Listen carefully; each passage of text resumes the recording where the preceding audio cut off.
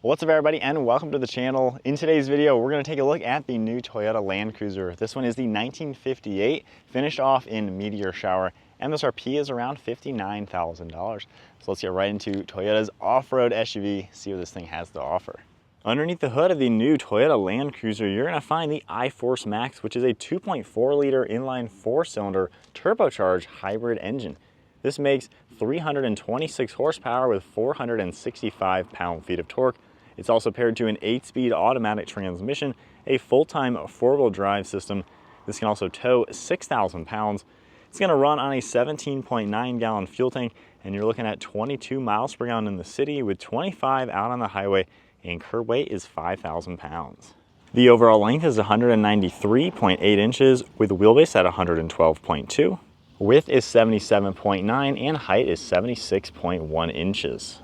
Departure angle is 17 degrees, ground clearance is going to be close to 8 inches, and then approach angle is 31 degrees.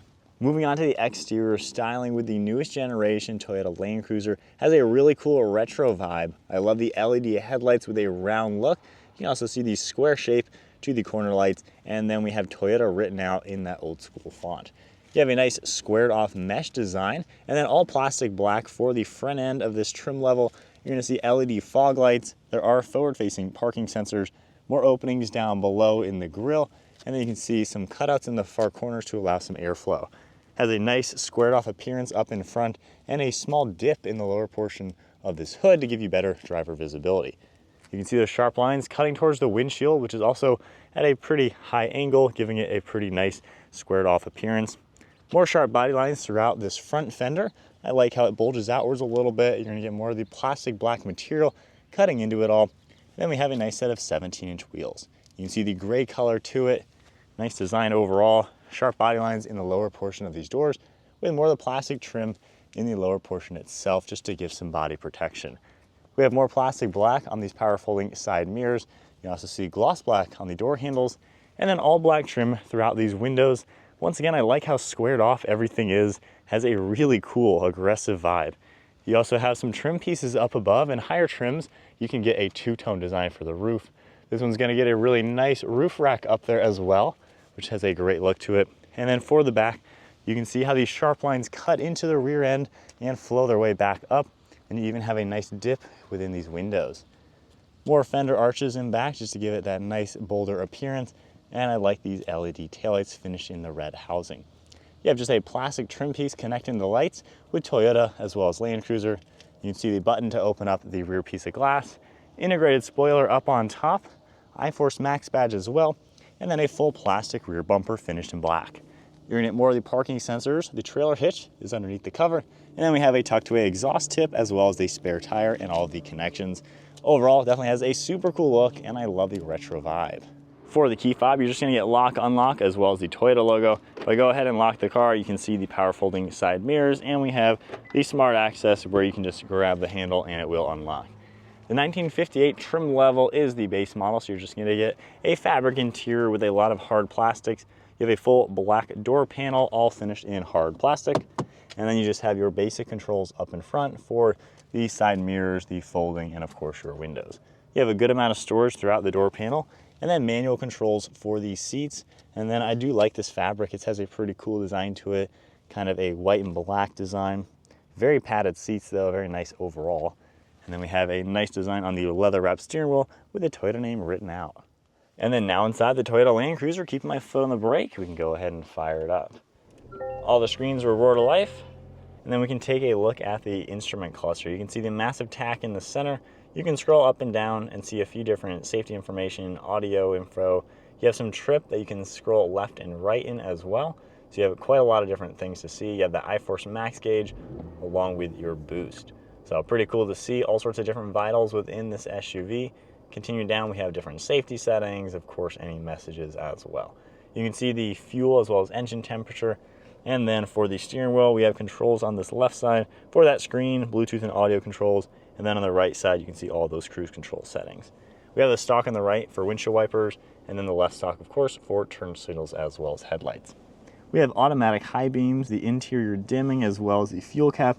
We have some trailer settings for towing. Then you're gonna see one of your air vents just some plastic black across the dashboard, and a nice bezel for the 2 screens. On the far right side, you have one of your air vents. It says Land Cruiser, and then this is the smaller screen. Of course, the next trim up is going to have a larger screen. This is all kind of basic Toyota. Basically, everything is the same, regardless of what trim level you go with. You're going to get some climate information that you can pop up, along with the trip information, as well as all your history. And then we have settings as well that you're able to scroll through. Taking a look at the rear view backup camera, popping it into reverse, you have a pretty good view overall. And then down below all that, we have more air vents. And then I do like we have heated seats along with the heated steering wheel. All of your controls in the center with the dual zone temperature, very easy. You can operate everything. We have a drive mode select over here that you can toggle left and right. You're gonna get that sport icon. You also have normal as well as eco. And then you have different drive modes as well. You have the ECT, and then you can also turn this one on for downhill assist as well as crawl control. Crawl control, of course, you're gonna have to be into the 4-wheel drive low, which you have that control here. Locking differentials, traction control, electronic park and brake. Then there are storage cubbies as well as plugs throughout the center. On the right side, we have a really nice padded armrest. Popping that open, pretty good amount of storage space in here. And then the glove box itself, pretty large bucket as you would expect. One last look at the interior. Overall, this is a nice place to be. I think it feels pretty good. Only drawback is the hard plastics that are in the 1958. Everything is hard plastic. The next trim up, everything will be nice soft touch plastics. So I think the next trim up is very well worth it. No sunroof or anything up above, just your basic dome lights, and then a thin mirror with garage door buttons underneath. Moving on to the rear seat space, grabbing the door handle, open it up. You're gonna get the same door panel back here, just finished off in all the hard plastics. There is a little bit of storage.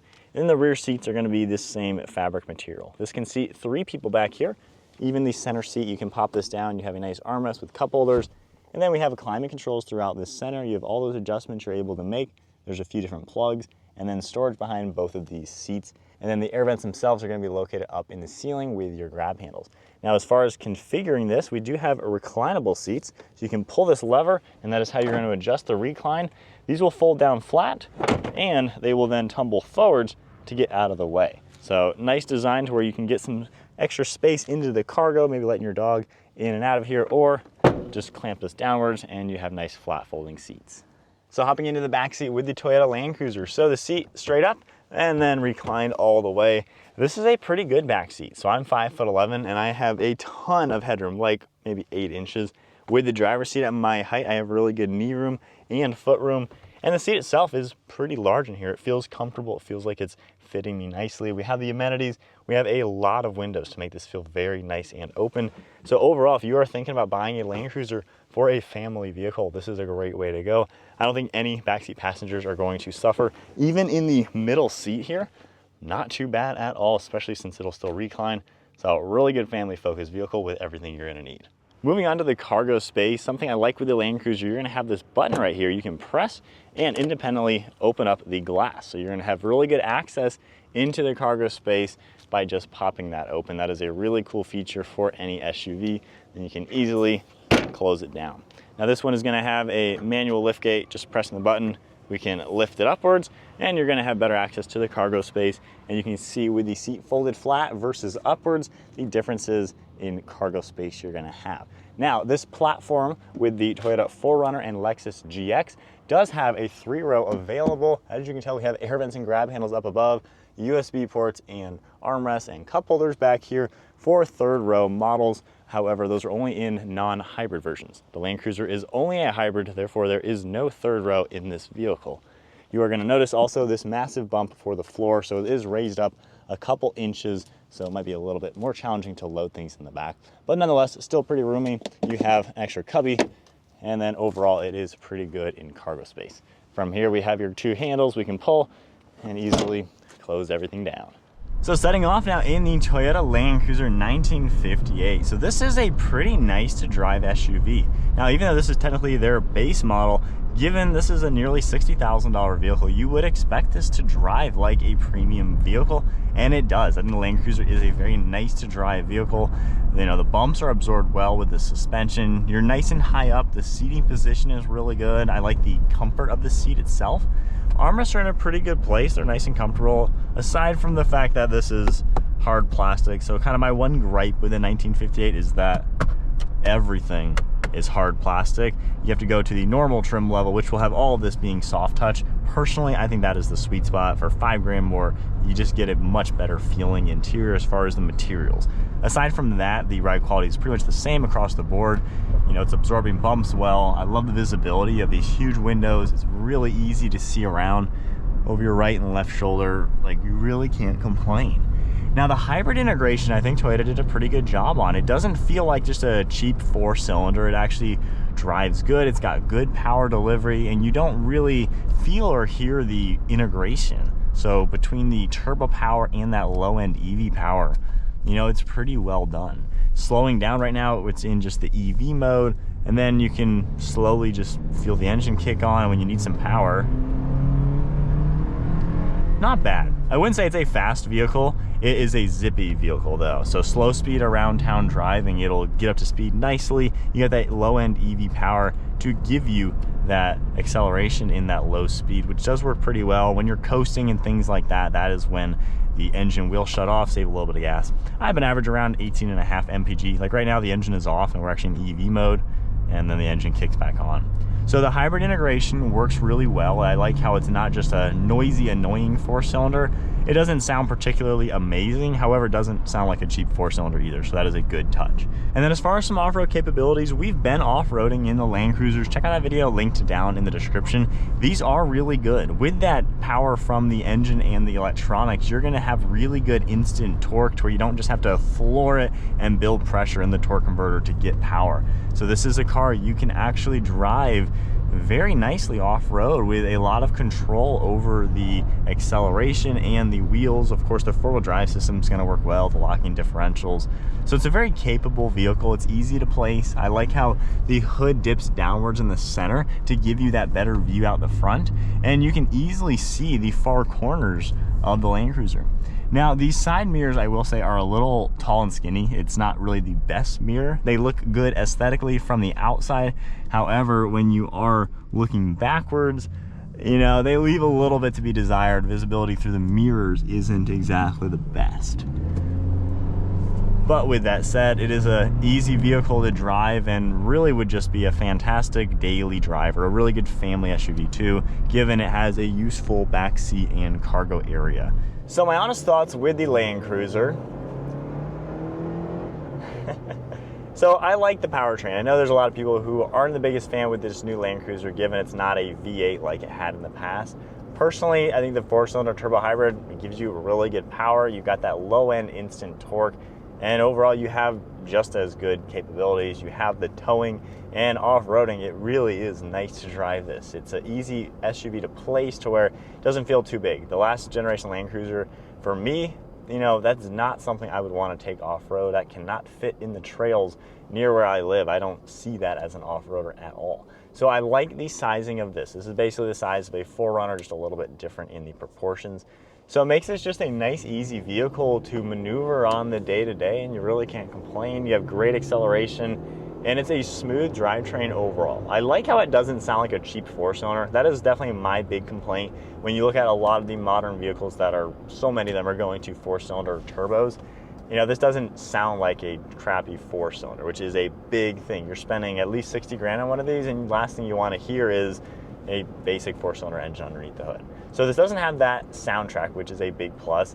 The ride quality is probably my biggest thing that impresses me with this. This is a really nice SUV to drive. While it is very off-road capable, even this one being the base model with the cheap hard plastics everywhere, it rides really good. The suspension absorbs bumps. It is quiet. You don't hear the road noise, the wind noise. It's a very pleasant vehicle. Even though it is a boxy off-roader retro style SUV, it doesn't ride or drive like one at all. Now, there's a lot of people who don't quite see the point with the Land Cruiser, especially now that the new Toyota 4Runner is basically the same platform, a little bit less expensive, and you can get a third row in the non-hybrid versions. However, while I haven't driven the new 4Runner, I would assume it's exactly like driving the Tacoma. Tacoma's great, but this does have a more premium feel than the Tacoma. So I think the Land Cruiser is still gonna have just that little extra edge over the 4Runner to make this worth the extra money, to where you're getting, you know, a little bit cooler name with Land Cruiser, and you're also just getting a little bit more premium product, something that's just a little bit more sophisticated than a 4Runner. The 4Runner is going to be super cool. I'm excited to check those out in more detail. But I feel like there still is something with the name Land Cruiser. It's giving you something a little special. And I could see buying one. I can see just using this as the day-to-day, the utility, the family vehicle, and not really sacrificing anything. So there is a look at the Toyota Land Cruiser 1958. If you enjoyed the video, give it a thumbs up, hit that subscribe button. Stay tuned for plenty more content, and I'll see you all in the next video.